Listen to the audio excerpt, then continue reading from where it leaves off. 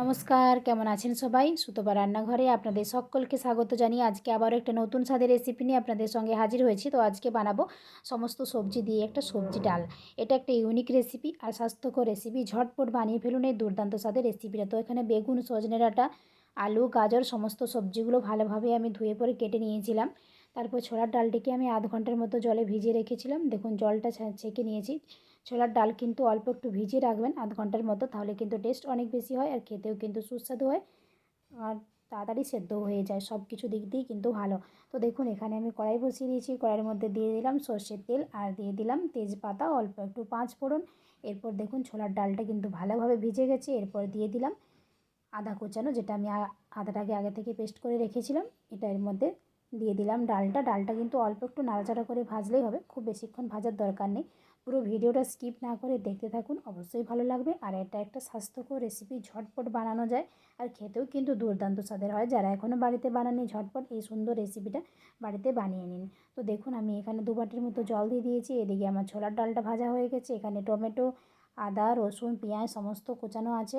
আদাটাকে আমি পেস্ট করে নিয়েছি, কাঁচা লঙ্কাটাও আমি কেটে নিয়েছি। এরপর দিয়ে দিলাম স্বাদ মতো নুন আর দিয়ে দিলাম হলুদ।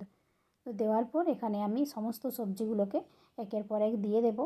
দেওয়ার পর 7 থেকে 8টা সিটি দিয়ে দিলেই কিন্তু রেডি। সমস্ত সবজিগুলো আমি দিয়ে দিলাম। কাঁচা রসুন, পেঁয়াজ রসুন যে আমি করে রেখেছিলাম, কেটে রেখেছিলাম, টমেটো কাটাটা সব এর মধ্যে দিয়ে সেদ্ধ করে নেব। খুব বেশি কিন্তু তেলেরও প্রয়োজন হয় না আর খেতেও কিন্তু দুর্দান্ত স্বাদের হয়। এটা একটা স্বাস্থ্যকর রেসিপি, ঝটপট বানিয়ে ফেলুন তাড়াতাড়ি এই রেসিপিটা দেখার পর। তো দেখুন আমি সমস্ত যে পেঁয়াজ রসুন কেটে রেখেছিলাম সেগুলোও এর মধ্যে দিয়ে দিলাম। এটা কিন্তু ভাজা করব না, একসঙ্গে দিয়ে দিলে টেস্ট অনেক বেশি হয়। এরপর দিয়ে দিলাম ছোলার ডালটা দেওয়ার পর এটাকে আমি 7 থেকে 8টার মতো সিটি দিয়ে দিয়েছি। তো দেখুন নাড়াচাড়া করে যাতে লেগে না যায় সেজন্য আমি ভালোভাবে নাড়াচাড়া করে মিশিয়ে নিলাম। এরপর আমি কুকারে ঢাকনা দিয়ে দিলাম। 7 থেকে 8টা সিটি দিয়েছি। দেখুন ভালোভাবে সেদ্ধ হয়ে গেছে সমস্ত সবজিগুলো। এদিকে আমি বেগুনটাও ভেজে নিয়েছি। এরপরে দিয়ে দিলাম অল্প একটু রসই মশলা। খুব বেশি কিন্তু মশলারও প্রয়োজন হয় না।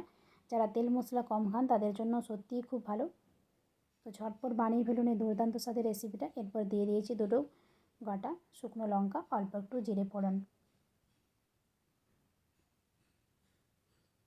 আর দিয়ে দিলাম কালো সর্ষে আর কারি পাতা।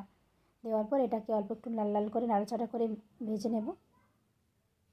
এরপর সেদ্ধ করে রাখা সবজি ডালটাকে এর মধ্যে দিয়ে দিলাম।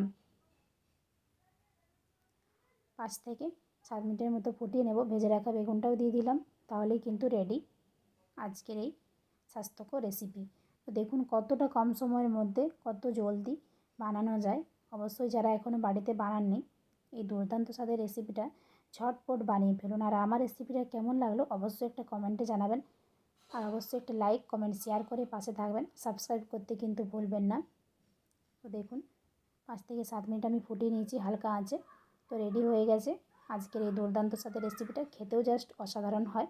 তো আজকের ভিডিওটা এখানেই শেষ করছি। সবাই ভালো থাকবেন, সুস্থ থাকবেন, সাবধানে থাকবেন। ধন্যবাদ।